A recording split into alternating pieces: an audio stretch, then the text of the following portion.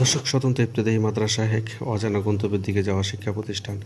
দর্শক, নেতা আছে, নেতৃত্ব আছে, মিটিং আছে, সমাবেশও আছে, বিরোধী দলও আছে, বিরূপ মন্তব্য আছে, নেতৃত্বের টানাটানি আছে, ক্ষমতার লোভও আছে।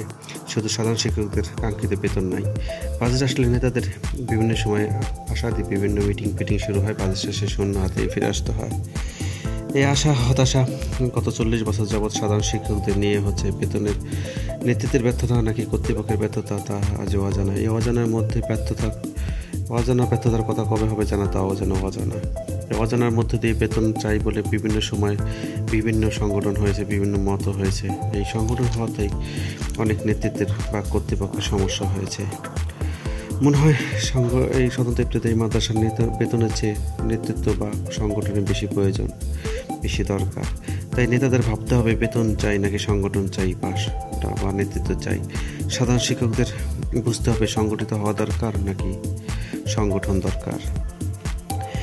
বেতন দরকার, নেতৃত্বের কৌশল পরিবর্তন হওয়া দরকার, প্রত্যেক সংগঠনকে ঐক্য হওয়া দরকার, বাজে মন্তব্য পরিহার করা দরকার, প্রত্যেককে শ্রদ্ধা বা সম্মান মূল্যায়ন করা দরকার।